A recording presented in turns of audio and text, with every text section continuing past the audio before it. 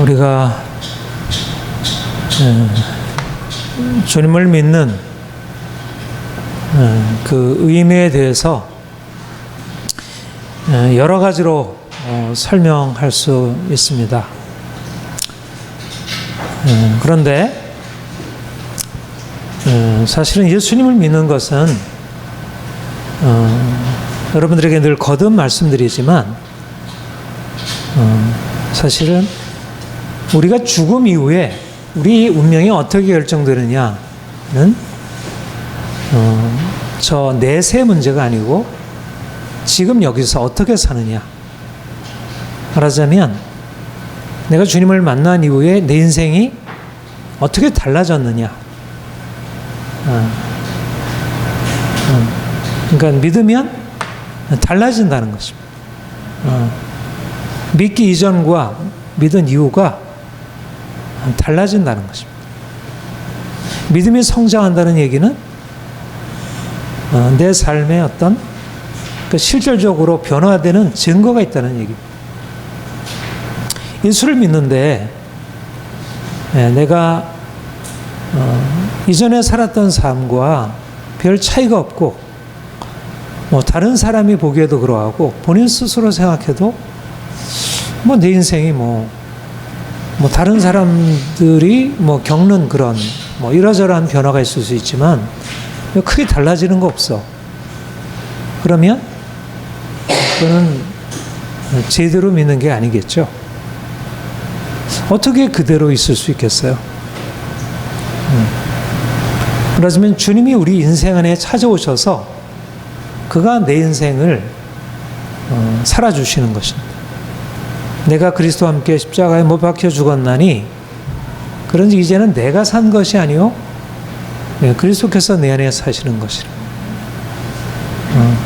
이전에 내가 살던 삶과 주님이 내 안에 사시는 삶이 어떻게 동일하겠어요? 돌감람나무로 살아가던 때와 참 감람나무로 살아갈 때가 어떻게 동일하겠어요?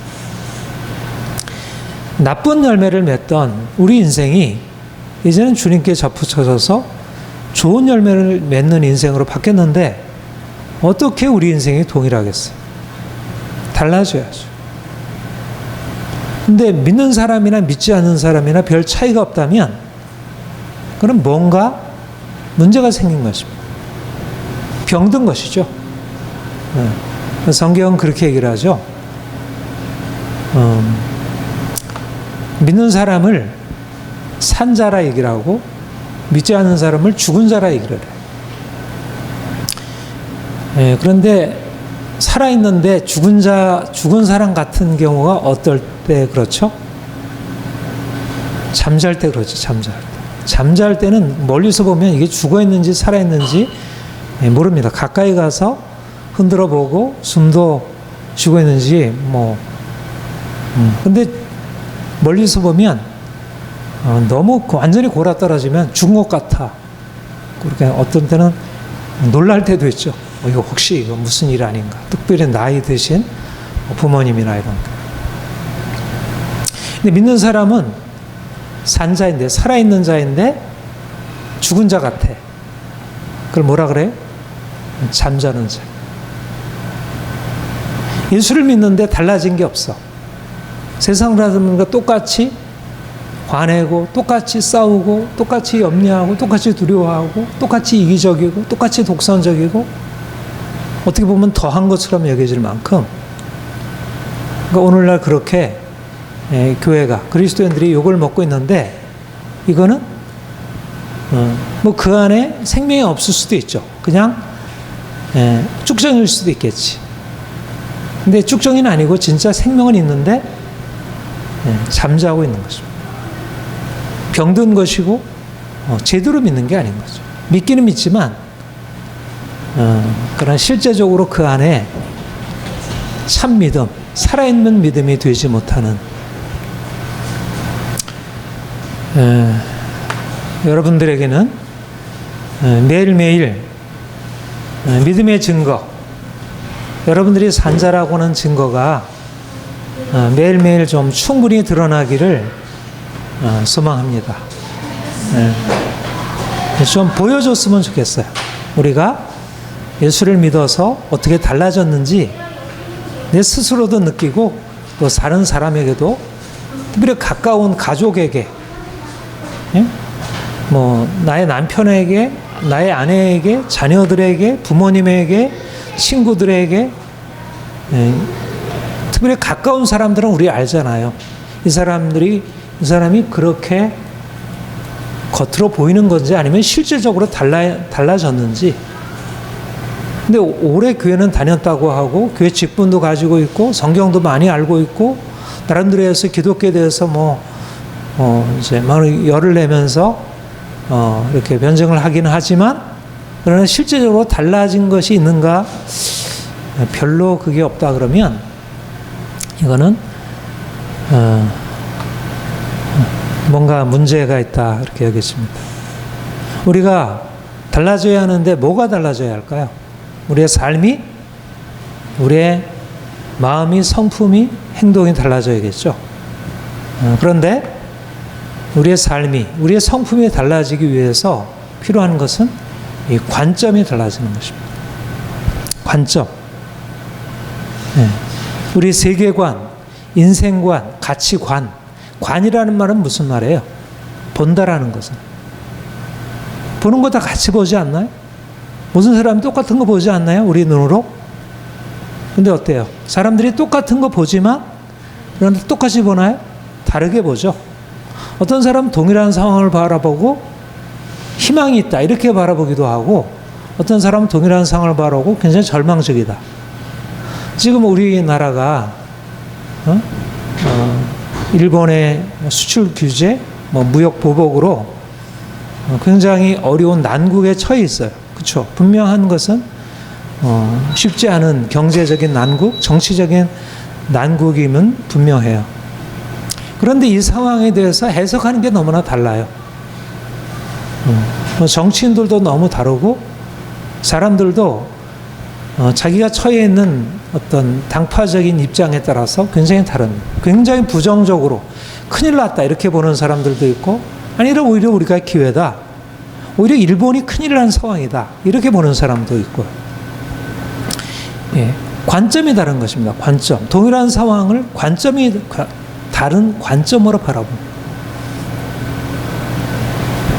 그러니까 말하자면 우리가 공부를 한다는 것은 보다 나은 관점, 일반적으로 상식적으로 알고 있는 어떤 편협한 관점을 버리고 보다 나은 관점을 갖기 위해서 공부를 하는 거죠. 사실은 좋은 대학에 들어가기 위해서 공부하는 게 아니고, 좋은 직장에 들어가기 위해서, 좋은 이렇게 배우자 만나기 위해서 그렇게 해서 공부하는 게 아니고요. 원래 공부의 목적은 관점을 바꾸고 관점을 보다 나은, 그래도 보다 나은.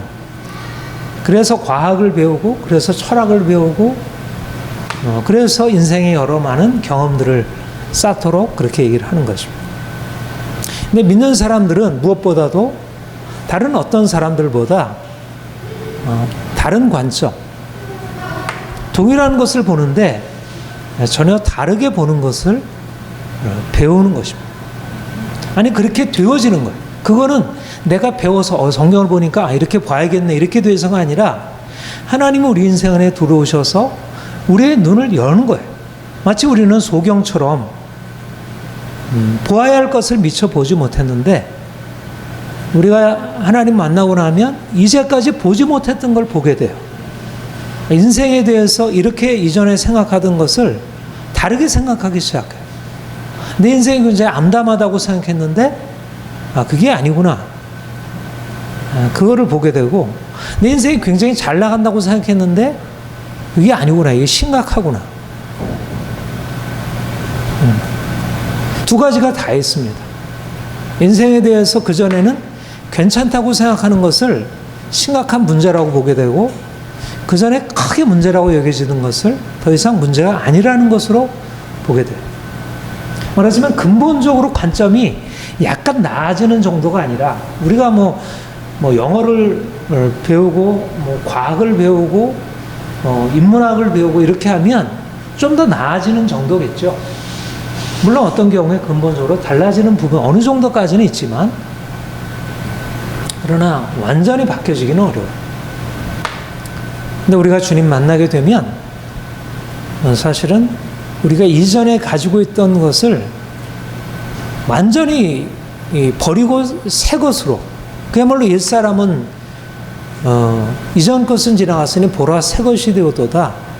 새 창조라 그러잖아. 완전히 그냥 약간 옷을 바꿔 입는 정도가 아니라 뭐 약간 옷을 깨끗하게 하는 정도가 아니라 완전히 새 옷을 사 입는 것처럼, 아니 새 옷 정도가 아니라 우리의 내면이 바뀌는 것입니다.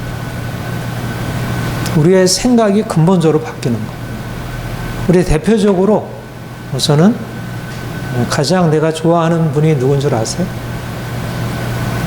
누구예요? 바울이죠, 바울.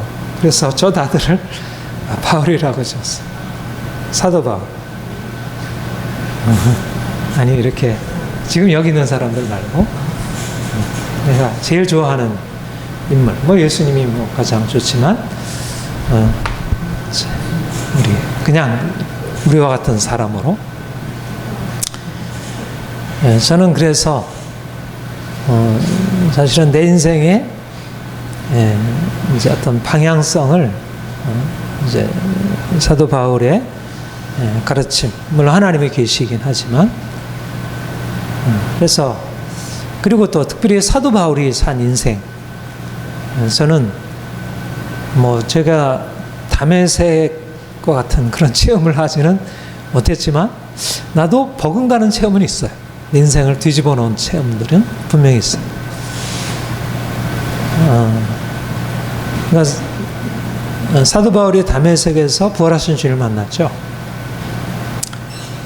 말하자면 이거야말로 획기라 그러죠. 획기, 획을 긋는. 말하자면 이전과 이후를 완전히 이렇게 다르게 만들어버린. 다메섹에서 주님 만나기 전에 사울, 바리새인, 그것도 너무나 이렇게 철저한 바리새인이어서 바리새 자기가 가지고 있는 어떤 유대교적인 자기의 신앙, 신념에 위배된다고 생각하는 예수님을 따르는 많은 그리스도인들을 죽이는 것을 사명감으로 가지고 그래서 그 사람을 죽이려고 이제 가다가 다메섹 도상에서 주님이 나타나셨고 그 인생이 이제는 새로운 인생으로 들어가게 되었어요. 그래서 그 빌립보서 3장에 그가 고백하는 말이 뭡니까? 주님을 만나기 전에는 그가 어떤 인생을 살았어요? 육체를 자랑하는, 육체를 신뢰하는 삶이었어요. 그가 가지고 있는 그의 혈통, 그의 신분, 그의 민족, 그의 율법의 어떤 철저함,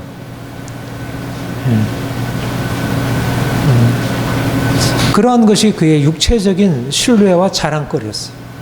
그런데 주님을 만난 이후에 뭐라고 고백을 하죠? 자기가 자랑하던 모든 것이 다 나에게 해다. 그리고 그 모든 것은 배설물이다. 이렇게 고백을 하게 되죠. 우리가 뭐 너무 많이 들어가지고 이제는 거의 진부한 것이 되어버린. 말하자면 바울의 인생은 주님 만나기 이전과 주님 만난 이후가 확실하게 달라졌습니다. 여러분들은 어떤가요? 예수님 믿기로 여러분들이 결정하고 주님을 따른 이후에 이전과 얼마나 달라졌나요? 저는 여러분들에게 달라진 증거들을 보고 있고 그런 면에서 감사하고, 그러나 사실은 사도 바울이 경험했던 것처럼 그런 근본적으로 달라졌고 또 지속적으로 그러한 변화의 과정 안에 있는지, 이제 그것이 우리의 질문이고, 우리가 계속해서 실제적으로 우리가 주님 만난 뒤로 우리의 특별히 관점, 내가 중요하게 여기고 내가 귀하게 여기던 나의 추구, 나의 신뢰와 자랑 이런 것들이 정말 바뀌어지게 되었는지.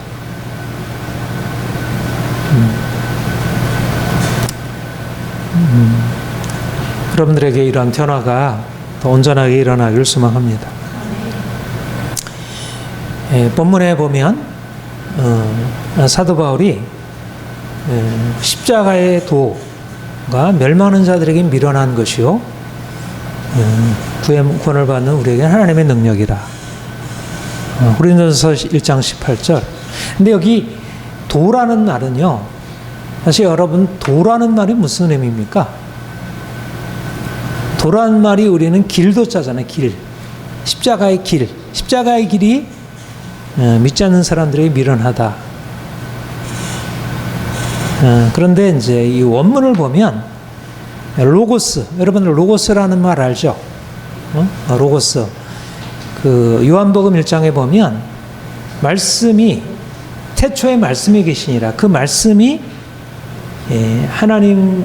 하나님과 함께 계셨고 그 말씀은 하나님이시라. 그렇게 말씀하죠. 예수 그리스도를 말씀으로 지칭할 때 로고스예요. 우리가 하나님의 말씀 얘기할 때 로고스예요. 그러니까 십자가의 도라는 말은 십자가의 길이라는 의미보다 물론 뭐 그런 의미를 내포할 수 있겠지만 우리가 해석을 하자면 말씀이 길이니까. 그러나 본문에 대한 충실한 해석은 말씀이라는 말이에요.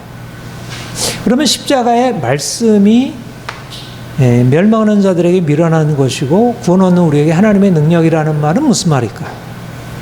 십자가에 대한 십자가를 가르치는 그 복음의 진리. 그러니까 사도 바울이 예수 그리스도의 십자가가 어떻게 우리에게 구원이 되는지를 증거했잖아요. 그렇죠? 예수님의 십자가로 말미암아 우리 인생이 죄에서 심판 아래 놓여있던 우리 인생이 심판에서 벗어나서 어떻게 자유케 되고 하나님의 사랑, 그 구원의 은총 안에 들어가게 되는지. 그게 바로 십자가의 말씀이에요. 십자가의 말씀이라는 말은 십자가가 우리의 구원이라고 하는 그 구원의 진리.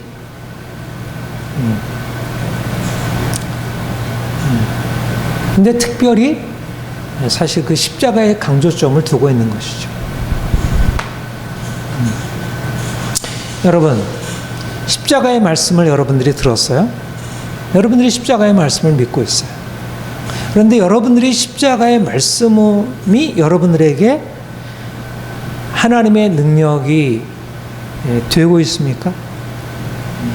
십자가의 말씀이.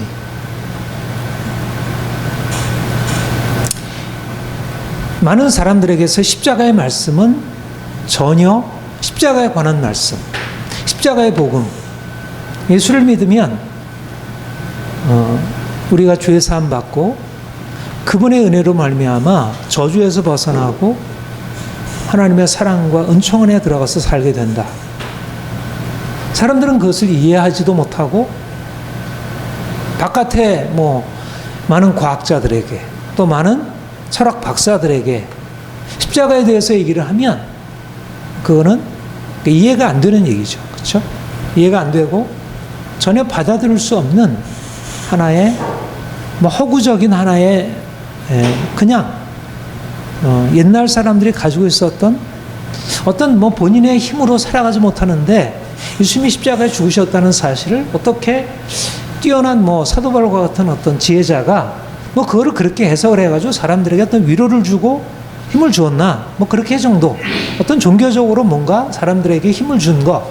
그러나 오늘 현대인들에게 그것이 무슨 의미를?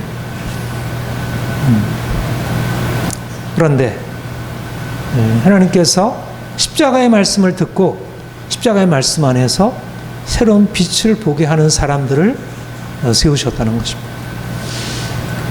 십자가의 말씀이 우리에게 들려올 때 우리는 이전에 갖지 못했던 새로운 관점을 갖게 돼요.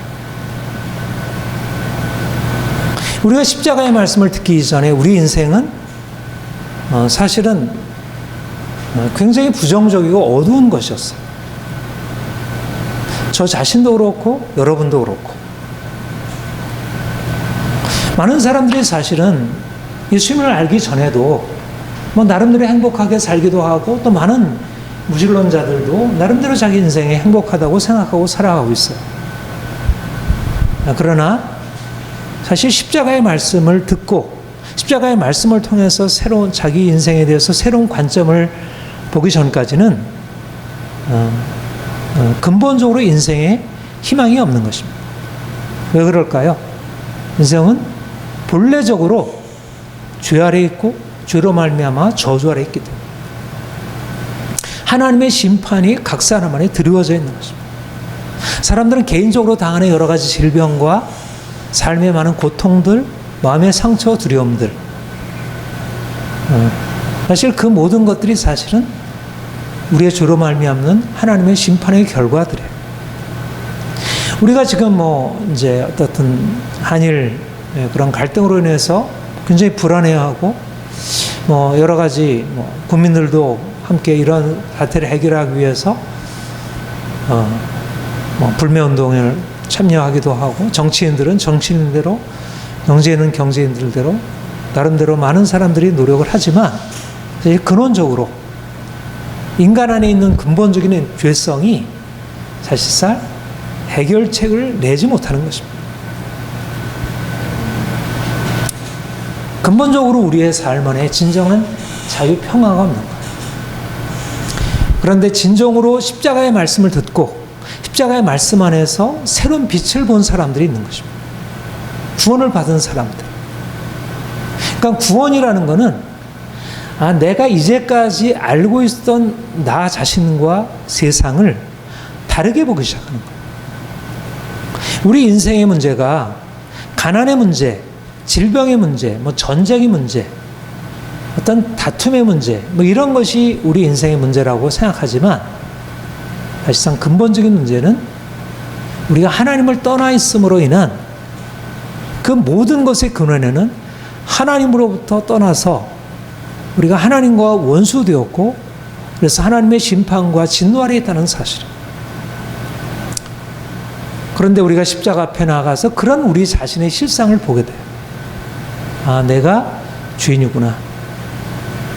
내가 가난이 문제가 아니고 나의 질병이 문제가 아니고 정치적인 문제, 경제의 문제가 아니고 근본 문제는 내가 하나님을 떠나 죄인으로 살아왔고 이 죄에서 이 하나님의 심판과 저주에서 벗어날 수 없다는 사실을 비로소 십자가 앞에 서서야 비로소 깨닫게 돼요. 십자가의 말씀을 듣고서요. 그리고 나의 그런 비참한, 처참한 나의 공경도 보게 되지만 무엇보다도 그 처참한 공경이 근본적으로 해결되었다는 사실을 알게 돼요.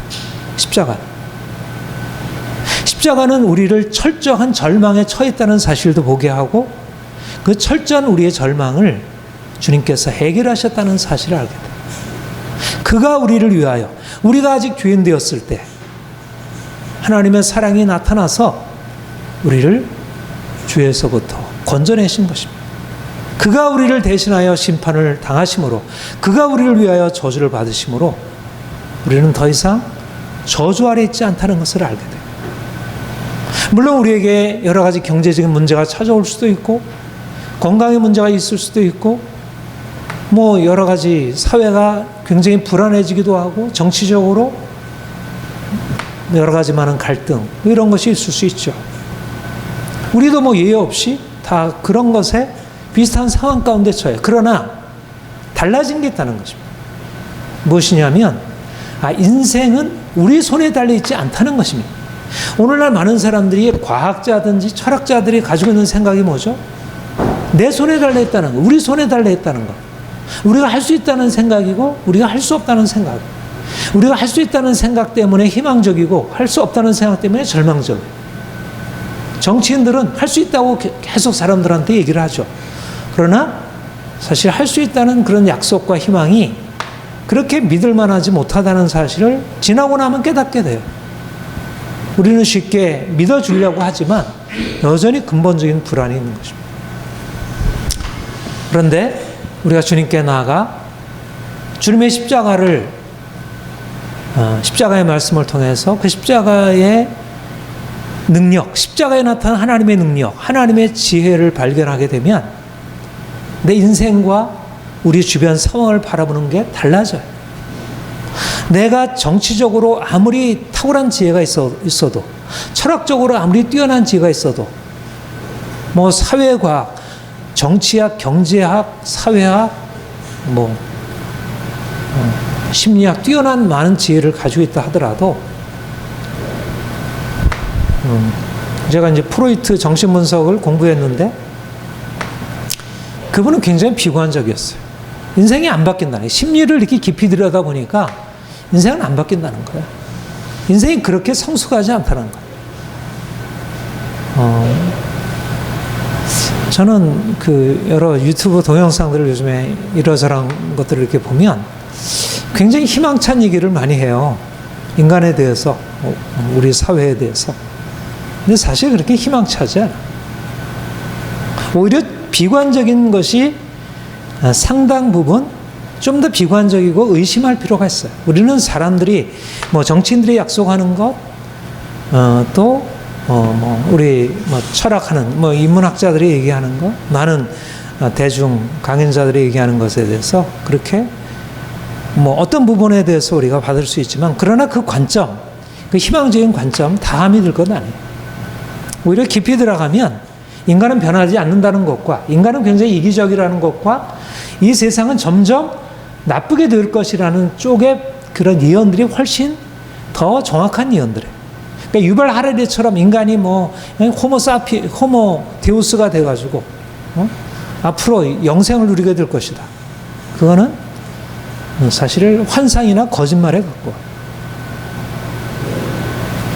그러니까 우리 나라도, 북한과의 관계도, 일본과의 관계도, 사실 전 세계의 어떤 경제 상황도, 정치 상황도 희망적이기보다 사실은 굉장히 위태위태한 상황이에요.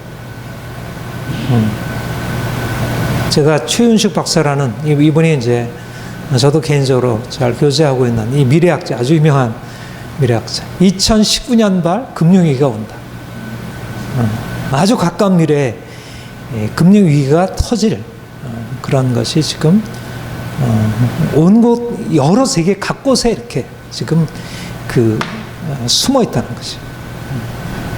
미래학자가 그렇게 희망을 얘기를 할 만한데, 이번은 굉장히 이제 신학을 해서 그런지 어떻든 상당히 어필하고 있는데, 그런데 사실 우리가 주님을 알게 되면 그런 우리 자신의 능력, 인간의 능력, 이성의 능력, 이런 것에 기초해서가 아니라, 사실 객관적인 상황은 굉장히 비관적인데,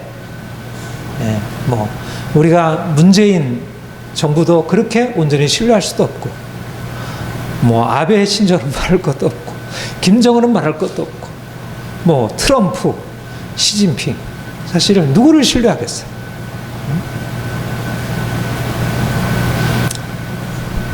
사실은 앞으로 인생은 점점 더 각박해지고 어려워질 것입니다.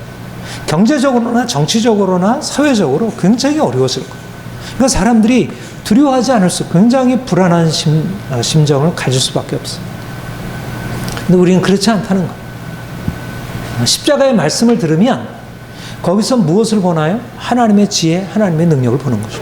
사람의 지혜, 사람의 능력이 아니라, 인간의 어떤 것이 아니라, 하나님이 특별히 이제까지 감춰놓았던, 창세 이후로 모든 세계의 철학자들과 지혜자들에게 감춰놓았던, 예수님이 오신 이후에 수많은 철학자들과 과학자들이 등장했지만, 그러나 그들도 여전히 그 지혜는 도달하지 못한 하나님의 지혜, 하나님의 능력이 십자가의 말씀 안에 감춰 있다는 거예요.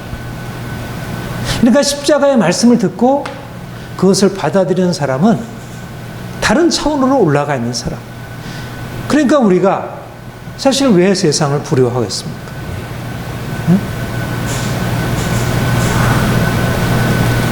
저는 박사 학위도 가지고 있고, 또 인문학, 철학 이런 공부를 많이 하고 있고, 사실 그런 면에 있어서 저도 세상의 지혜에 대해서 그래도 평균 수준보다는 더 나은 지혜를 가지고 있다고 생각해요. 내가 별로 이렇게 그 지혜를 활용해가지고 좀 내보일 건 없긴 하지만 뭐 유익한 것이 있지만 사실 근본적으로 사실 아무리 과학이 발전하고 철학이 발전하고 뭐 여러 가지 이러저러하게 얘기를 해도 사실은 인간의 절망적인 상황, 죄와 죽음이라는 상황에 대해서 해결할 길은 십자가 위는 없는 것이죠. 십자가 앞에 들어가게 되면 인생에 대해서 가진 것도 없고 돈도 없고 지식도 없고 아무것도 없어도 새로운 희망의 근거. 내가 아니라 하나님이 인생을 다스리고 주관하신 그 전능하신 하나님이 죽은 자 가운데서 우리를 살리신 예수 그리스도를 죽은 자 가운데서 살리시고 우리를 그분과 함께 죽은 자 가운데서 살리시는 그 생명의 하나님이 예수 그리스도의 십자가를 통해서 우리 인생 안에 역사하고 있는 것입니다. 그게 십자가 안에 나타난 하나님의 능력이요. 그래서 우리는 생명을 가진 자이고 앞으로도 생명을 풍성히 누릴 자이고 근데 왜 그게 잘 안 보이죠? 왜 우리는 생명을 가진 자 같아 보이지 않나요? 우리는 너무 보이는 것에 의해서 측정을 하고 있어서 그래요. 사실은 근본적으로 생명이라는 말은 물론 보이는 외적인 우리의 그런 육체적인 건강, 외모, 뭐 그런 부유함 이런 것까지 다 포괄하는 거예요. 생명이라는 말은 꼭 내적인 것만 의지 않고 우리 영혼만 의미하지는 않아요. 그러나 근본적으로 생명이란 성경이 생명이라고 말할 때 우리를 살려줬다고 했을 때 먼저 우리의 영혼에 해당되는 것입니다. 우리 영혼이 살아야 돼요. 우리 사람들이 교회 와서 기대하는 것은 내가 좀 뭐 돈이 많았으면 좋겠어요. 그래서 순복음교회처럼 뭐 꿈을 가지라, 뭐 부자 되는 꿈을 가지라, 성공의 꿈을 가지고 계속 믿음으로 그걸 바라봐라. 그러면 내가 성공할 수 있다. 중기 목사님 여전히 그렇게 설교하고 계시더라고요. 그러니까 그런 거는 아무튼 그게 안 돼도 하여튼 듣기 좋잖아요. 내가 원하는 것을 계속 얘기를 해주니까 또 그것을 또 붙들면 나름대로 그런 믿음 안에 또 성취되는 것도 있으니까. 근데 영혼이 잘 되는 것에 대해서 3박자 구원이라면 1박자가 제대로 안 된 상황에서 2박 3박으로 자꾸 계속 나아가니까 사실 영혼이 잘 되는 게 중요한 오늘날 세상은 다 육체잖아요. 육체. 그래서 안 보이는 것입니다. 하나님이 우리 믿는 사람들 안에 너무나 놀랍게 계속해서 생명을 살리시고 있는데 우리는 그거를 육체의 관점에서 생각하니까 이 하나님이 뭐 일하시고 계신지 우리를 살리시고 있는지 내가 산자인지 하나님의 말씀이 썩 믿어지지가 않는 거예요. 그게 내 안에 어떻든 이게 참 좋다. 계속 말씀을 붙들어야 거기에서 이제 그 십자가의 말씀이 우리 인생 안에 들어와서 하나님의 능력과 지혜를 나타내는데 이 말씀을 붙들지 않으니까 자꾸 이제 다른 쪽에 귀를 기울이고 딴 얘기 듣고 하니까 인생 안에 죽음이 자꾸 들어오는 거지. 죄가 들어오고 욕망이 들어오고 죄가 들어오고 죽음이 들어오고 그러니까 인생이 자꾸 힘들어지는 거예요. 세상 사람들의 믿음이 없으니까 사실 그 길을 갈 수밖에 없지만 우리에게는 정말 생명의 길이 있는데 여러분들이 십자가 말씀 안에 있는 이 놀라운 하나님의 지혜와 능력을 좀 매일매일 경험하기를 축복합니다. 날마다 십자가의 말씀을 붙들어야 돼요. 말씀을 붙들어야 돼요. 그러니까 말씀이 내 안에 정말 가득 새겨져 있어요. 너무나 많은 어떤 세상의 지혜들이 끊임없이 우리에게 들려오고 그것에 따라가지면 안 된다는 굉장히 강박적인 생각.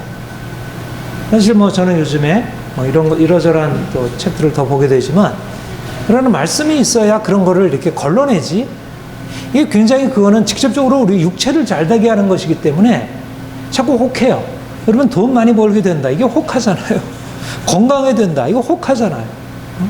근데 영혼이 잘 된다. 뭐 주님 앞에 뭐 우리가 옳게 된다. 이게 잘 들려오지 않는 거죠.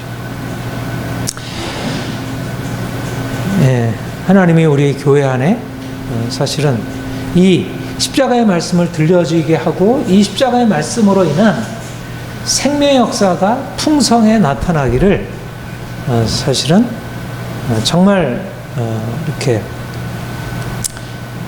바라시고 또 정말 교회 안에 계속 그렇게 일하시고 있어요. 그러니까 여러분들이 정말 교회 안에서 이제 그거를 경험하고 이제 이걸 가지고 이제 세상에 들어가서 하나님이 우리에게 행하신 일들을 나타내야 하리라고 봅니다.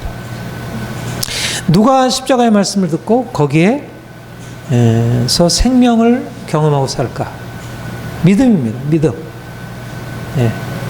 따라해보세요. 믿음. 예. 오직 믿음이에요. 여러분, 우리가 믿음이라고 하는 것은 죽음 이후의 문제를 해결하는 게 아닙니다. 여기서 나를 죽이고 있는 내 삶의 적들, 내 삶을 고통스럽게 하고 절망에 빠지게 하는 그것을 해결하는 게 믿음이에요. 사람들이 착각하고 있어요. 현실의 삶을 살아갈 때는 공부를 많이 하고 과학을 알고 지식을 많이 걷고 그러면 인생이 보다 행복하고 성공해질 수 있다 생각을 해요. 물론 일정 부분 동의해요. 공부를 많이 하는 거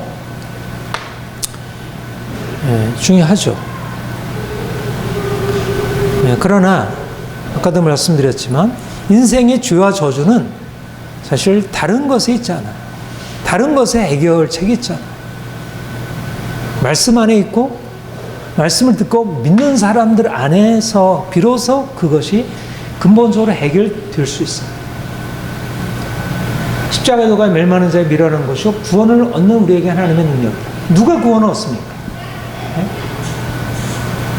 하나님의 지혜에 있어서는 이 세상이 자기 지혜로 하나님을 알지 못하는 거로 하나님께서 전도에 미련한 것으로 캐리그마 전파된 복음에 미련한 것으로 믿는 자를 구원하시기를 기뻐하셨도다. 믿는 자를 구원하시기를 기뻐하셨도다. 믿는 자. 다른 사람들은 다 뭘 붙들고 있어요? 세상에서 성공할 수 있는 길, 행복할 수 있는 길. 강연자들이 행복할 수 있는 길, 성공할 수 있는 길을 이렇게 제시하면 거기에 대해서 사람들이 듣고 거기에 대해서 반응을 보이고 거기에 마음을 쏟아요. 말하자면 이 세상에서 잘 될 수 있는 길들을 찾아서. 근데 하나님이 예수 그리스도 안에서 우리를 위하여 이렇게 행하셨습니다. 사실은 우리가 이렇게 하면 행복할 수 있습니다라고 하는 것은 사람들이 이렇게 하면 되겠구나. 욕심을 내려놓으면 되겠구나. 철학이, 종교가 그렇게 가르치고 또 과학이 이러이러한 과학적인 어떤 원리를 습득해서 행하면 되겠구나. 심리학적인 원리를 가지고 살면 되겠구나. 이렇게 하는 것은 사람들이 그리로 오죠. 말하자면 인생을 행복하게 하는 것은 그런 지혜, 이성, 우리가 요즘으로 말하자면 이성이죠, 이성. 이성을 가지고 인생을 행복하게 할 수 있다. 오늘날 대표하고 있는 과학. 그런데 우리의 이성을 가지고 하나님이 우리에게 행하신 일들에 대해서 한번 상고를 해보세요. 도무지 이해가 되지 않는 거예요. 그러니까 미련하게 여기지고 배척하는 거예요.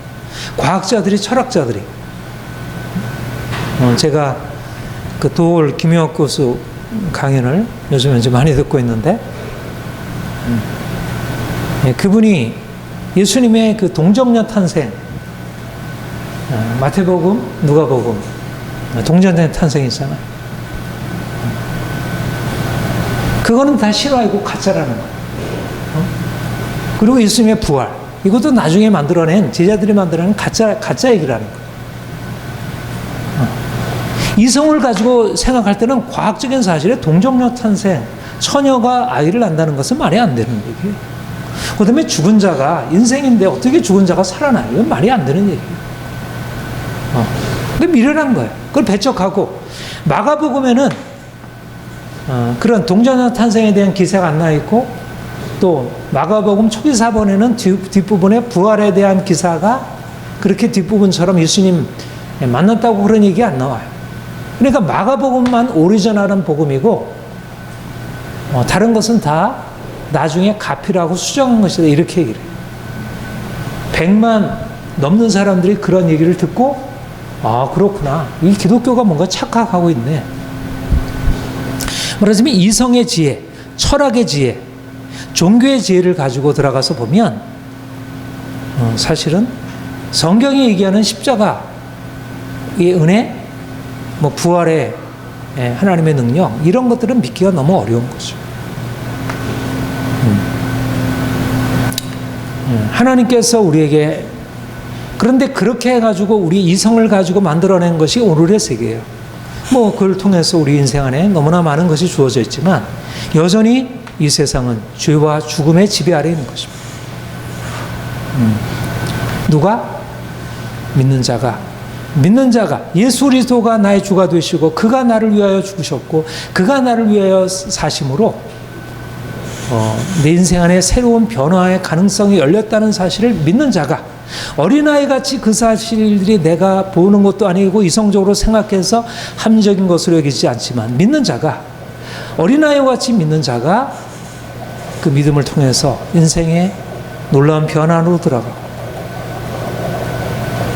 말하자면 오늘날 세상은 사실 크게 두 가지로 나눠줄 수 있어요. 믿음으로 사는가, 아니면 내가 이성적인 생각으로 사는가. 이성적으로 내가 보다 이성적이 되어야 내가 보다 인생을 성공할 수 있다고 하는 사람들은 세상의 지혜를 따르고 있는 사람들. 우리가 이성적으로 생각하는 것 자체가 문제는 아니에요. 그러나 말하자면 이성이 나의 삶의 근거가 되는 것입니다. 그것이 내 기준이 되어서 살아가는 것이에요. 오늘날 대부분의 사람들은 그렇게 살아가요. 그래서 이성적으로 뛰어난 지혜를 가지고 있는 사람들이 그들이 정치가가 되고 그들이 사업가가 되고 그들이 교수가 되고 그들이 언론인이 되고 우리 사회를 그런 사람들이 이끌어가요. 그럼 믿는 사람들은 오늘날 이 사회 속에서 어떻게 여기잖아요. 그들은 사실상 아무런 영향력이 없는 사회가 되어가고 있어요. 오늘날 이 시대는 무엇이 지배하는 사회입니까? 이성이 지배하는 사회, 과학이 지배하는 사회, 정치도 과학이 지배하고 있어요. 지식이 권력이에요. 과학 지식이 권력, 과학적인 지식을 가지고 있고 그런 지혜를 가지고 있는 사람들은 권력을, 부를 가질 수 있어요. 네? 누가 부를 소유합니까? 지식을 가지고 있는 사람이죠. 경제학을 아는 사람, 수학을 아는 사람, 오늘날의 이 시대의 지금 흐름을 아는 사람. 이 사람들은 인생의 행복과 성공을 차지할 수 있어요. 그러니까 사람들이 다 어디로 기울어집니까? 그런 이성적인 지혜, 지혜로운 자가 되기를 원하는 거죠. 그런데 그들은 자신이 지혜를 가지고 세상에서 이러저러한 것을 얻을 수 있다는 실질적인 경험적인 증거가 있고 모든 사람들이 다 그렇게 되어가니까, 말하자면 말씀을 통해서 예수님이 우리를 위해서 죽으셨고 그를 믿어야 구원을 받아. 그러면 말도 안 돼. 도울 김영옥이 좀 막말을 하잖아요. 불하다 그런 거. 그건 말도 안 되는 거짓말이다. 그게 무슨? 그러니까 불교의 철학이 훨씬 더 지혜로워. 그러니까는 도울 김영옥은 배울 것이 많이 있는 사람이에요. 저는 그분에 대해서 나름대로 존경을 해요. 그분을 뭐 그렇게 부정적으로 보지 않고 굉장히 성각자이고 또 나름대로 한국의 여러 가지 발전을 위해서 공헌한 분이라고 생각해요. 그러나 영적인 관점에서 보면 자신이 가지고 있는 지혜에 근거해서 하나님의 지혜, 이 하나님의 차원, 이 복음의 지혜를 미련하게 전형적으로 여기서 얘기하는 세상의 지혜를 가지고 복음을 어리석게 여기고 있는 어리석은 자예요. 그는 믿는 크리스찬 가정에 있어서 말하자면 크리스찬 가정에서 뭐 본인으로서는 자기가 크리스찬이라고 말하기도 하고 또 아니라고 말하기도 하고 해요. 그는 뭐 스님들과 오히려 더 가까워요. 제가 그분 최근 책을 하나 사서 아직은 안 봤는데 한번 그분 강의도 더 많이 들어보고 내가 책도, 나는 뭐 철학을 했기 때문에 그분의 강의를 많이 이해할 수가 있어요. 사실은 오늘날 많은 철학자들, 과학자들이 복음에 대해서 열려져 있지 않습니다. 그리고 대부분의 사람들이 사실 그런 것을 신뢰하니까 복음에 대해서 더 많이 닫혀져 있어요. 오늘 본문에 보는 대로 고린도 교회 사람들이 어땠습니까? 육체를 따라 형제들아 너희를 부르심을 보라. 육체를 따라 지혜로운 자가 많지 아니하며 능한 자가 많지 아니하며 문벌 좋은 자가 많지 아니하도다. 예. 고린도 교회의 사람들은 사실 그 헬라 문화에 속해 있었기 때문에 사실 거기에도 지혜로운 자들이 많이 있었겠죠. 그런데 고린도 교회에 들어온 이 크리스찬들, 그리스도인들 중에는 별로 없었다는 거예요. 대다수는 좀 그런 그리스 철학, 헬라 철학, 뭐 소크라테스, 당시에 뭐 스토익, 에프크로스 이런 어떤 철학적인 것에 있어서 그렇게 뛰어난 사람들은 많지 않고 대부분 좀 그런 면에 있어서 교양이 없고 지식이 없는 사람들이 대다수였던 것 같아요. 우리가 세상적으로 보면 어때요? 만약 우리 교회에 사실은 여러분들도 뭐 이렇게 학벌도 별로 그렇게 높진 않고 또 그렇게 뭐 세상적으로 지혜가 있어서 뭐 우선 그 이런 거를 나타나지 못해. 그러니까 우리가 힘이 없어요. 세상적으로 뭐 가진 것이 없어가지고 여기에 뭐 교수도 뭐 여러 명 들어와 있고 또 뭐 사업하는 사람도 정치하는 사람도 이러면 우리 교회에 힘이 생기지 않겠어요? 그러면 좀 더 하나님의 일도 더 많이 벌릴 수 있지 않을까요? 많은 사람들이 그렇게 생각하죠. 오늘날 큰 교회들이 사실 그렇잖아요. 거기는 뭐 교수도 많고 부자들도 많고 또 정치인들도 많고. 근데 사도 바울이 그런 고린도 교회 상황에 대해서 사실은 어떻게 보면 치부잖아요. 그런 얘기할 때 너희가 이렇게 육체를 따라서 지혜로운 자를 좀 형편없지 않냐. 이게 굉장히 낮게 얘기하는 얘기처럼 보이죠. 근데 어떤 얘기를 하기 위해서 이 얘기를 꺼낸 거예요? 그 고린도 교회에 대해서 너희 형편없어 좀 너희 주제를 알아. 이 얘기를 하려고 했나요? 너희 주제를 좀 알아야 돼. 너희는 대단한 존재가 아니야. 이 얘기를 하려고 했나요? 물론 그 얘기도 하려고 했죠. 너희가 별 볼 일은 없어. 그러나 사실 그의 본론은 뭐예요? 그가 얘기하고자 하는 건 뭐예요? 네? 그들이 육체를 따라 지혜가 없고 그들이 육체를 따라 능력이 없고 그들의 가문이 없고 하는 그런 걸 얘기하기 위함인가요? 그거는 그렇지만 그 다음에 무슨 얘기를 해요? 그러나가 중요한 거죠. 육체를 따라 너희는 이렇게 형편없고 별 볼 일 없는 많은 말하자면 우리 한국교회도 처음에 그 하층민들이 많이 들어왔잖아요. 뭐 양반들도 들어왔지만 주로 하층민들이 많았어요. 예수님을 따르던 사람들도 주로 하층민들이었고. 그런데 너희가 그렇게 좀 일반적인 수준에 비해서 좀 떨어진 수준, 그러면 사회에 있어서 영향력을 나타낼 수 없잖아요. 그들이 뭘 하겠어요. 물론 그들이 뭐 열심히 배워가지고 하면 뭐 되겠지만 기본적으로 이게 싹시 좋아야지. 좀 이렇게 출신 성분, 우리 공산주의에서 출신 성분이 거기는 출신 성분이 낮아야 좋은 것인데 오히려 이런 걸 이제 거꾸로 그렇게 하는. 아무튼 출신 성분이 뭔가 달라야지. 오늘날 사실 이 사회도 그렇잖아. 뭔가 이렇게 요즘엔 더 그렇죠. 옛날은 개천에서 용도 났는데 이제는 개천에서 용이 날 수가 없어요. 용이 날 수 없는 그런 시대죠. 그러니까 너무 이렇게 견고하게 이미 딱 결정되어 있어가지고. 그러니까 사람들이 나는 흙수저야. 그러면 흙수저로서 약간 뭐 거기서 뭐 조금 더 나가서 뭐 조금 나은 옥수저? 그까지는 될지 모르지만 은수저, 금수저까지는 될 수 없어요. 그러니까 인생은 이미 결정되어 있다. 사회적으로 결정되어 있다. 이게 우리가 가지고 있는 일반적인 평가. 이성적으로 보면 그래요. 근데 사도 바울은 뭘 얘기하기 위해서 그 얘기를 하나요? 너희가 이렇게 형편없기 때문에 너희는 너희 주제를 알아서 잘 그냥 거기에 적절하게 살아가. 그게 인생의 지혜야. 그 얘기를 하기 위함인가요? 그 얘기를 하지 않는 거죠. 오히려 그러나 하나님께서 세상에 미련한 것들을 택하사 지혜 없는 자들을 부끄럽게 하시고 세상에 약한 것들을 택하사 강한 자들을 부끄럽게 세상에 천한 것들, 멸시받는 것들, 없는 것들을 택하사 지혜 있는 자를 부끄럽게 이런 것들을 폐하려 하시는 거예요. 우리가 가지고 있는 일반적으로 이성적으로 생각할 때 그들은 하나님이 택하셔서 뭔가 사용할, 불러서 그들에게 사명을 줄 그런 존재가 아니에요. 근데 하나님의 선택 기준은 그렇지 않아요. 인간적으로 가지고 있는 뭔가 선택적인 어떤 조건, 일반적으로 우리가 회사에서 사람을 채용할 때, 어떤 정치가가 우리가 이제 개각할 때 이렇게 이제 채용하잖아요. 그 다 자격에 갖춰 있는 사람들이죠. 학벌도 있고 기본적으로 능력을 갖춘 사람들이죠. 근데 하나님은 그렇게 육체적인 조건을 가지고 택하지 않았다. 왜 그랬을까요?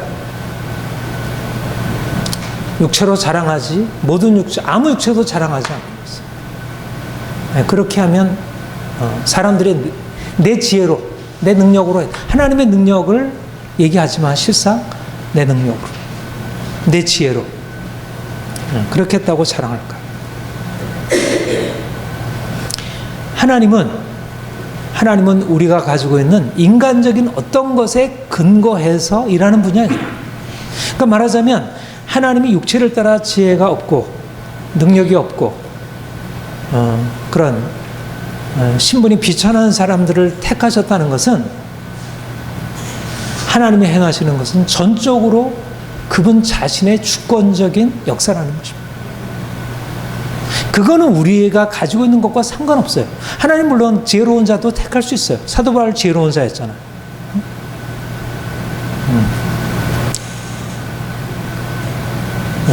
고린도 교회 성도들은 형편없는 사람이었어요. 베드로 어땠어요? 지혜 있는 자였어요? 지혜 없는 자였어요? 지혜 없는 자였어요. 하나님은 지혜로운 자도 택하시고 지혜가 없는 자도 택하시고, 하나님은 그런 부분에 있어서 이 사람을 육체를 따라 뭔가를 가지고 있는 자격에 따라서 그 사람에게 뭔가 더 사도 바울이 더 이렇게 높이 쓰임 받지 않았느냐, 귀하게 쓰임 받지 않았느냐. 베드로가 지식이 없었기 때문에 그는 좀 낮은 수준 아니에요. 그렇게 생각하면 그건 어리석은 생각.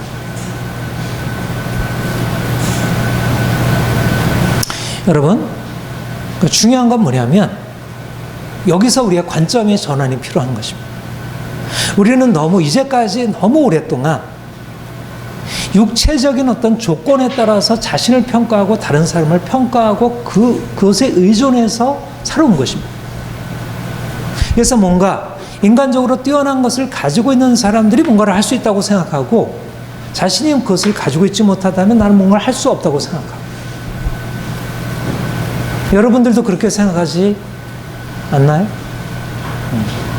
내가 뭔가 있었다면 좀 더 잘할 수 있을 텐데, 내가 학벌이 없고 내가 배운 게 없고 내가 이러저러하게 가진 것이 없어서, 혹시 그렇게 생각하지 않나요? 그렇지 않다는 것입니다. 여러분들이 사실 이 세상 속에서 인정받고 평가받는 데 있어서는 그것이 나름대로 중요하게 역할을 할지 모르겠어요. 여러분들이 공부를 어디까지 했는지, 얼마나 능력을 가지고 있는지가 사실은 여러분들의 삶의 많은 것들을 결정해줘요. 직업을 결정해주고 사람들로부터 인정받는 것과 평가받는 것을 결정해줘요. 그러나 하나님 앞에서 평가받는 것은 전혀 그것과 상관없다는 것입니다. 중요한 건 뭐냐면 믿음이지. 내가 하나님을 믿느냐 믿지 않느냐지. 오히려 자신의 지혜를 가지고 있으면서 자신의 지혜를 가지고 자랑하는 사람은 어떻게 돼요? 오히려 주님을 대적해. 예수님을 대적했고 핍박했고, 바울을 대적했고 핍박했어요.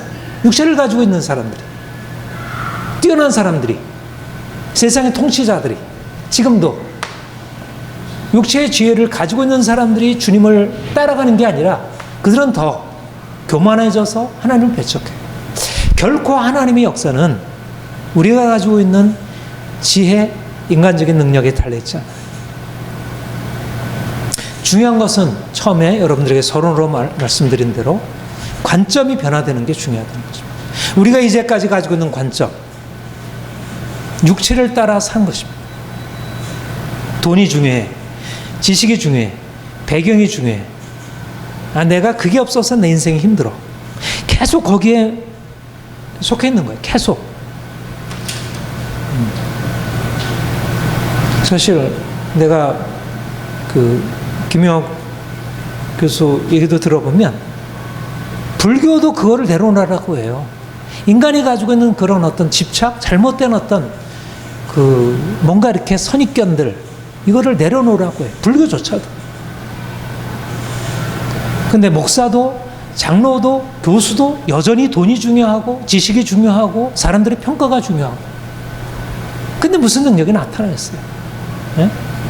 돈을 여전히 붙들고 있는데, 권력을 여전히 두려워하고 거기에 아부하고 있는데 무슨 능력이 나타났어요? 교회 안에서. 신학교가 무슨 그 사역자들을 키워낼 수 있겠어요? 사람들이 권력을 두려워하고 있는데. 예. 그러니까 우리에게 없는 것은 돈이 아니고 권력이 아니고 지식이 아닙니다. 우리에게 없는 것은 믿음이 없는 거예요. 오직 믿음으로 하나님 앞에 서 있어야 되는데, 너무나 많은 이 세상의 영향이 알게 모르게 그래도 돈이 중요하지. 그래도 돈이 없으면 되는 거 봐. 교회가 될까? 교회 안 돼. 지식 없이 될까? 열심히 많이 배워야지. 학위도 따야지.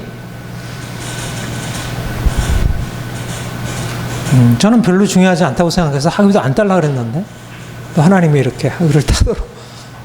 근데 별로 늘 사용하지도 않잖아요. 뭐 내가 학위 땄다고 해서 뭐 내 사람들이 내 학위 보고 교회 오나? 내가 뭐 인사받고 쓰임 받나?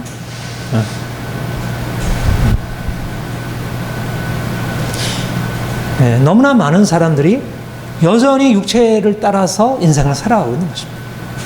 육체를 따라 행하니까 하나님이 들어올 공간이 없어요. 하나님을 믿는 게 아니라 육체를 믿고 있으니까. 지식을 믿고 있고 돈을 믿고 있으니까 그 중심에 뭐를 믿고 있느냐가 중요한 거예요. 중심에. 겉으로 내가 여러분들 뭐 주님께 헌신해야 합니다. 설교는 그럴듯하게 할 수 있죠. 믿음이 전부입니다. 얘기할 수 있죠. 내가 어제 조영규 목사님 설교 들으니까 뭐 그런 얘기 하시더라고. 근데 본인의 삶을 통해서 보면 그렇지 않잖아요. 그분이 돈을 내려놨나요? 그분의 권력을 내려놨나요? 그렇지 않죠.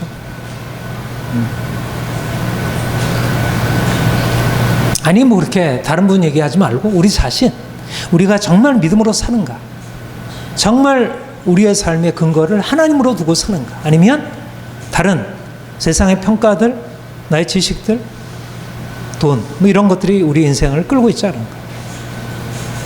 그러니까 하나님의 역사가 안 일어나. 믿지 않는데 무슨 말씀의 능력으로 나타나겠어요. 그러니까 늘 근근히 살아가는 거야, 그냥. 세상 사람들처럼 그냥 근근히 살아가는 거야. 놀라운 하나님의 이 보화가 우리 안에 있는데도 우리는 그 보화를 활용할 줄 모르는 거야. 계속 그것 말고 열심히 다른 데 가서 다른 일을 하고 있는 거예요. 주님께 가서 구하고, 주님의 말씀 듣고, 하나님의 약속 듣고, 하나님 이렇게 약속하셨는데 하나님 왜 약속을 이루지 않습니까? 계속 하나님과 이렇게 씨름을 해야 되는데, 야곱처럼 하나님께 씨름을 하잖아. 자꾸 다른 데 귀를 기울이고 있어. 제가 요즘에 이제 그 다른 철학도 듣고 하는 거는, 물론 도움도 받을 부분이 있겠지만 사실 싸우려고 그래요. 싸우려고. 저들이 얼마나 틀렸는지를 좀 증명해 주려고. 우리가 공부를 해야 되지만 사실은 그것을 의지해서가 아니라 그것이 얼마나 어리석은 얘기인지, 그게 얼마나 병든 것인지, 그것만 믿고 따라갔다는 어떻게 되는지, 그거를 말하자면 비판하기 위해서 읽어야 하고 들어야 돼. 좀 알아야지. 저걸 알아야 돼. 여러분, 주님이 우리를 만나주신 것은 이제 다르게 살라는 것입니다. 전에는 육체를 자랑하고 육체를 신뢰하던 삶이었어요. 우리의 관심은 육체였어요. 육체가 다양하죠. 육체가 뭐 꼭 내 몸, 건강, 뭐 부요, 뭐 이런 것만 아니고, 아무튼 보이는 것에 관심이에요. 우리의 관심이 하나님이 아니고 하나님의 말씀이 아니고 우리는 여전히 보이는 것에 따라 살아온 것입니다. 그런데 이제는 우리가 더 이상 육체를 신뢰하고 자랑하던 삶을 계속하지 아니하고 십자가를 자랑하는 것입니다. 내가 그리스도와 함께 십자가에 못 박혔나니 내가 사는 것 아니요 그리스도께서 내 안에 사는 것이라. 나는 오직 그리스도의 십자가 십자가만을 자랑할 것입니다. 내게는 우리 주 예수 십자가 외에는 결코 자랑할 것이 없다. 왜 십자가가 자랑인가요? 왜 십자가가 자랑이죠? 십자가에 놀라운 생명이, 놀라운 능력이 있기 때문에. 십자가 외에는 하늘의 능력과 권세가 풀어지지 않기 때문에.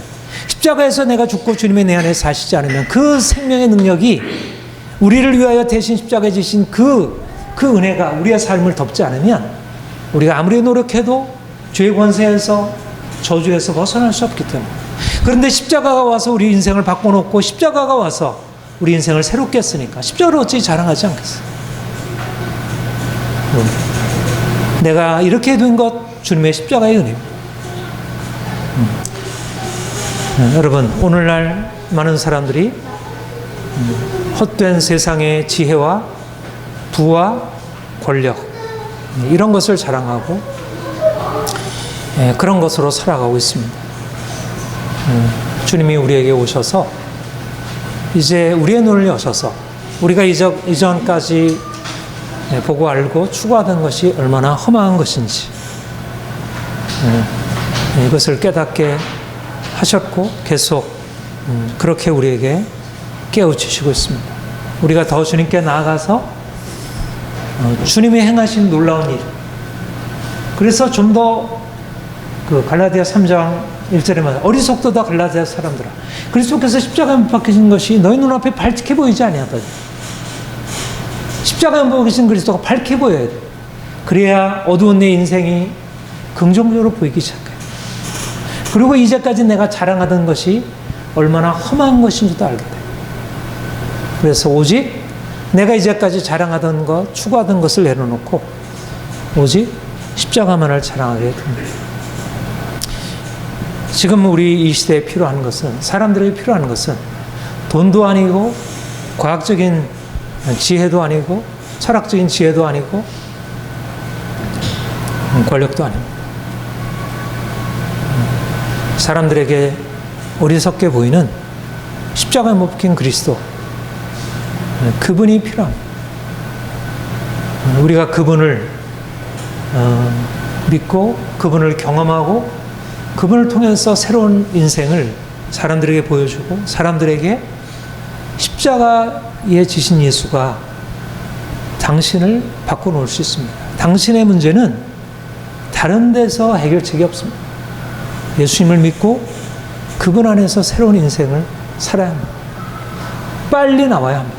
빨리 세상을 추구하던 길에서 빨리 나와서 주님을 당신의 구주로 영접하고 그분이 이끌어 가시는 그 길, 십자가의 길을 살아가기를 바랍니다. 이렇게 우리 주위에 있는 이웃들을 위하여 기도하고 그렇게 복음을 전하고 그래서 사람들을 주님께 인도하시기를 바랍니다. 같이 기도하겠습니다. 하나님 아버지,